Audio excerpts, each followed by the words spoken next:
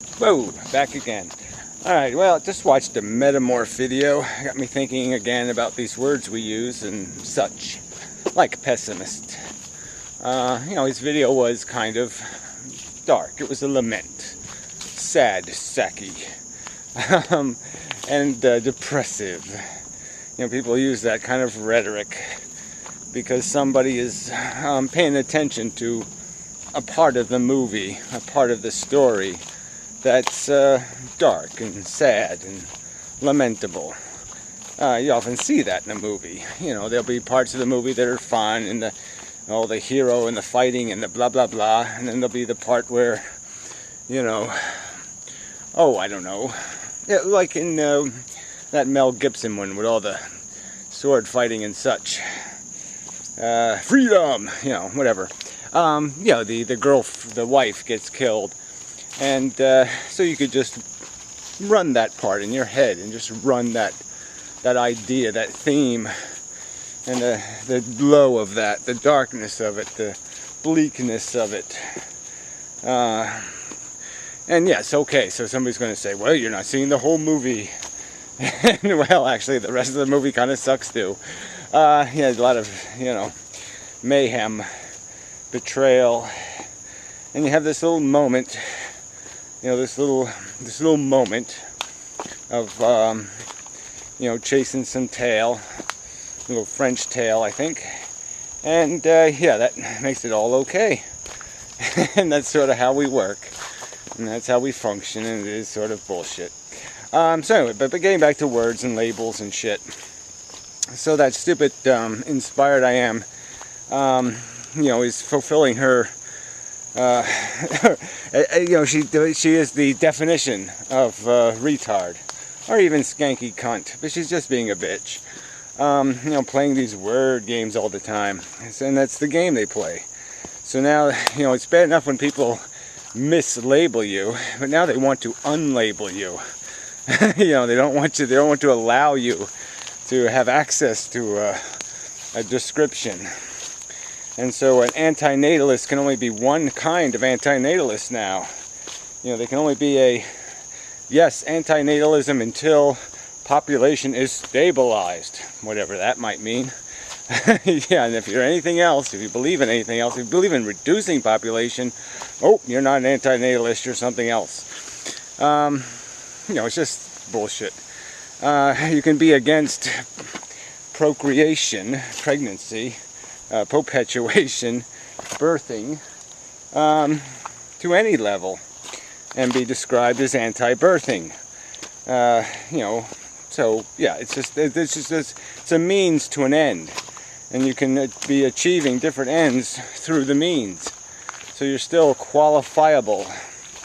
You can be different kinds of doctor. You're still a doctor. Just bullshit. But then she threw in she did all this so she could find an excuse to once again throw the nihilism word. It's like, they're either calling us God, religious dogmatists, or they're calling us nihilists. I mean, it's just so preposterously inane. You care too much, you feel too little, it's just any kind of argument they'll throw at this, because they don't have a real argument. So they just keep throwing whatever they can, scrape together off the counter, and they give it a chuck and say, let's see if this mush will stick. And it's just such bullshit. Nihilism is just nutty. It doesn't even make any sense. It all doesn't matter. Oh, please. It's just so stupid. It's futile and it all doesn't matter. Well, let's live it out anyway. I don't even know what's the conclusion. But the not doesn't matter part just doesn't go anywhere for me. You can't make it not matter rationally, in my opinion. There's no way to do that. You have the evidence of it. We experience this shit. You just can't say it doesn't matter whether I feel good or I feel like shit. It matters. It's just stupid to say it doesn't make a difference. As a value equation, which I sort of bends us back to whatever his name was, that brother guy, who I didn't block, but I deleted his comments and I pretty much don't have much to do with him. I mean, I make a 30-minute video talking about a ton of shit, asking some direct questions, and then he makes this short, trite, stupid response, basically saying it's illogical to want to fix a problem any way but he says so. If you're not fixing it his way, you're not fixing the problem. You're not allowed to fix it in any other way, with the way I say. I don't know, or something like that. Like somehow you have to dispose of all practical considerations and perform miracles of magic. Well, anyway, I don't want to get into it, but it's just a stupid argument anyway.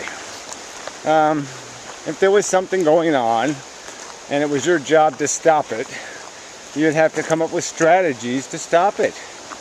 And I think one of the first sensible strategies is to talk to all the things involved in the problem and say, look, this is the fucking problem. Let's fix it. You know, let's do it the easy way. And yeah, if they don't play along, well then you got to start doing it the hard way. But it's just stupid, you know. That also came up in the insipid IAM's video, again with this griping about the fact that, well, what's the end game? What's the plan? How's you going to do it? Blah, blah, blah. Like you have to detail what's going to happen, you know, when you got human population maybe down to 100,000 and now you start working on cleaning nature up. But whatever, there's lots of ways to do it. I don't see any point in getting into all that crap. But yeah, we landed on the moon. We can do it. Not a problem. So it's just all bullshit. It's just a matter of whether it's a priority or not. It's that simple. If we want to do it, we'll do it. If we don't, we won't. You know, but it's not a can or cannot issue. Shit. And the fact that we can, again, these people keep talking like it's all inconceivable. Well, obviously, I found it quite conceivable. And I found it quite conceivable from a very early age. I mean, if I would have met an anti-natalist at 6 years old, and he would have said, well, you know, this whole Darwin evolution thing, life is all kind of futile, we're all just worming through this shit, your perception of your parents being, you know, completely caught up in bullshit is correct. Yeah, there's no Santa Claus, there's no Easter Rabbit, they all lie all the time, they're all making up shit to try to make this thing livable, and it's all just bullshit. I would have said, holy fuck, somebody finally speaking sense. That makes sense. That's what I'd be saying. Yeah, I mean, I thought something was wrong here. Thank you for explaining it to me. Thank you for the honest description of reality. So it's not like this is way, it's not like it's really complicated. No, it's really simple. And the only thing in its way is the bullshit in your brains. Okay? Your optimism is the problem. Your contrivance, your focusing, your gluing yourself to the part of the movie, the little part where the little chasey game happens and the guy wins the big prize, you know, wins the Super Bowl or whatever the bullshit is. You're just so focused on goal acquisition, and you've never spent any time defining goals, establishing, you know, critiquing goals, figuring out what goals are worth having and which ones are shit. And that's the real game. I mean, you know, yeah, how to get there is one thing, but defining the there is kind of even more important. And so, you know, you're just all, the human race is just caught up in the momentum, the pop culture momentum. And you see it all the time. It's like now we're going to, you know, this little hurricane-y thing, you know, huffing and puffing down in Florida. It's just a standard hurricane, category 3, no big fucking shakes.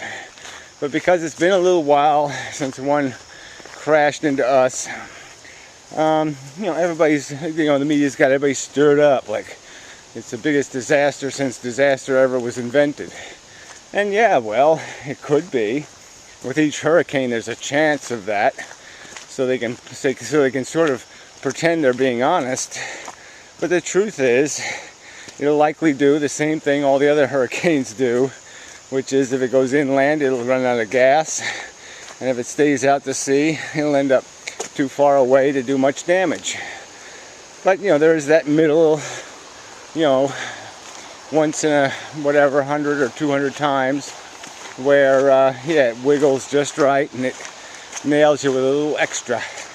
So yeah, it could, but it's no more could than any other hurricane. So now that I've said that, it'll probably be the worst hurricane ever. But whatever. It is just the idea though that you can just get people all stirred up. And they did it all winter with snowstorms this year. It was incredible. You know, they kept promising, you know, 400 feet of snow, and you'd end up with 4 inches of snow. But anyway, I mean, a couple of times it came true, but you know, most of the time they were just hype. Anyway, I'm just missing my own point here, which is that people live for this propaganda. They want to hear, and that's again, why don't I just stop right there? They want, and that's what's dictating what's being said. They don't want to hear life is duty. They want to hear they're special, and they're so unique and especially special, and they're cool and neato. And even though you look like shit and you smell like a pig, no, you're special. You got a great personality. You're especially special. You're humanly special. You know, so yeah, you know, just blow the smoke and they'll eat it up. And that's the game. And it's sad and pitiful and embarrassing and humiliating. I mean, it is. I mean, as a human being, I'm humiliated by the tripe and the bullshit and the nonsense the human race gets caught up in. You know, yuck. Yuck. And we've got this whole 9/11 anniversary coming, and you're just like, what is this shit? Do people understand what the fuck happened here? You know, I mean, hell. We had a day from hell caused by our own, you know, whatever, you know, what goes around comes around kind of thing. We had earned that punch, that kick in the balls, and we got it. People died horrifically and tragically, and here we are 10 years later, and then we had, you know, 10 years of shit war, absolute crap, you know, hundreds of thousands, if not millions of people ruined over it, knocked whole countries into the dark ages, and what now, we're going to eat some cake and celebrate something? It's just dismal, disgusting. That's human beings. Human beings. Yuck. I just hate being among them. Yeah. Oof. Oof. Nasty creature. So, yeah, not much to say, I guess. I mean, there's a lot to say, but nothing. You can't say it, because people don't want to hear it. So, but, you know, got to keep plugging away, I suppose. But the bottom line is the truth is simple, and the only problem is people have barriers up to it. They don't want to hear the truth. They don't want to know the context. They want to just edit the nasty bits out of their comprehension so they can justify the party and the celebration and, well, even the ignorance and the recklessness that allows. They want to be ignorant, so they have an excuse to keep, you know, rolling risk dice and messing around, fucking around, acting like kids. They don't want to grow up and smell the duty and take account for it. I guess that's part of it too. They don't want the taint of reality on their little fantasy. They roll in their head about what they're doing and what they're part of. They don't want to think I'm part of an infestation on planet Earth, a 4 billion year old infestation that's, basically now just living on the dead. We pour the dead into our car and drive around. I mean, it is zombie land all over the place. It really is. It's a zombie life, a zombie world, because the DNA is zombie, or whatever, you get my point. Yeah, zombie DNA. Yeah, you just keep putting all the little dead parts back together again and forcing them to hop around and scootle through the dead humus to eke out a dinner, fuckable, and get once again squashed back into the mush. And yeah, but no brains to be had, none in real use. They're just there for show. It's all show brains. Yeah, no go brains, just show brains. So, anyway, that shall be enough, I presume. Kind of a nice, it's, overcast and very wet, but it's okay. I think they turned the pool heater on, so I ain't gonna complain, right? Yeah. So anyway, till next time, and such.